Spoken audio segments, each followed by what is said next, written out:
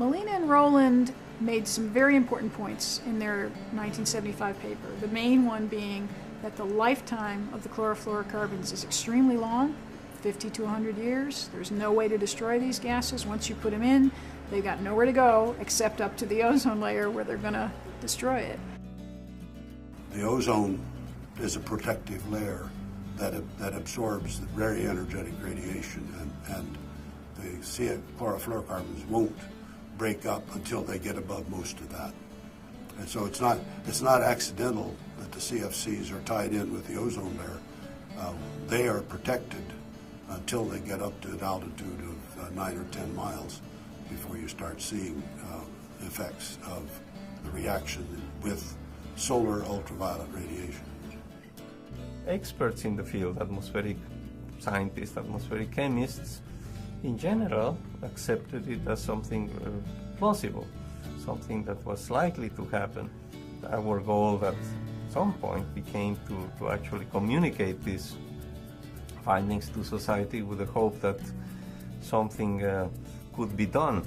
It was hard to communicate to people that something that they couldn't feel, couldn't taste, couldn't see, didn't cause any obvious respiratory problems, was in fact a serious threat in the form of long-term exposure leading to an increased risk of cancer.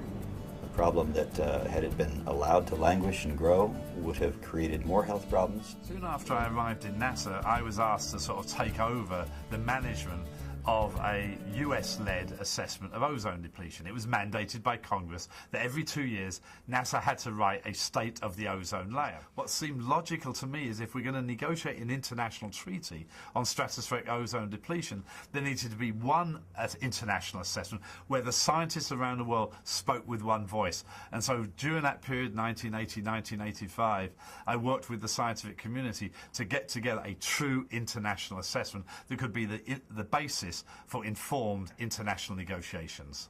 You know, as I look back on what we did in implementing the Montreal Protocol, I think it is probably one of the most successful cooperative efforts that I have ever seen between, in this case, a regulatory agency, the EPA, a regulated agency, the Department of Defense, the NGOs, their suppliers, and their counterparts in other countries. And the fact of the matter is, it worked. It was incredibly successful. Suddenly there was a paper by Joe Farman, who had a Dobson instrument located in Antarctica at Halley Bay, that suggested that in the springtime, August, September, October period, there was a sudden depletion of ozone. A series of international experiments was done.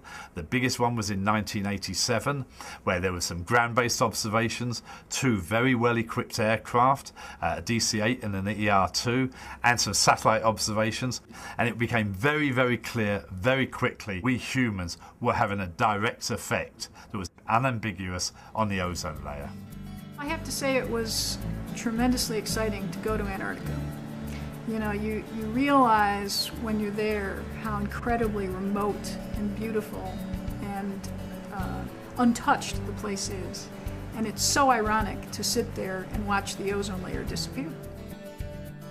Well, I think the key development in industry was when the DuPont company, which was the major U.S. manufacturer of chlorofluorocarbons, an $800 million revenue item, by the way, for them, when they concluded that the scientists were right. The Montreal Protocol was signed in September of 1987. It was shortly after that that the results of the Antarctic aircraft expedition came out, and the decision was made on Friday afternoon, 3 days after the release of the report, that we would commit to a total phase-out of CFCs. It was the first time I had ever seen companies come together on something that if they withheld information and kept it proprietary, it would give them a competitive advantage. I think the number one lesson is you have to have really good science. It has to be done extremely carefully. It has to be verified by multiple sets of observations and by multiple different models. We need to have coordinated research globally and international assessments so that the scientific community talks with one voice to the international negotiators. Because of the spirit of cooperation with the government setting standards that were challenging yet flexible, allowed industry to innovate, industry came forward, and everyone worked together to make this happen. I think the intersection of science and public policy is a lesson there. Science really drove that. Science is what made me confident that the public policy position I was advocating was sound, was supportable, was going to be important to the future. We have a substantial scientific establishment, and they were right on this issue, it turns out. And when it was just a hypothesis, later it was all confirmed. And I think the same is true on climate change. Now we're getting not just computer models, but observations.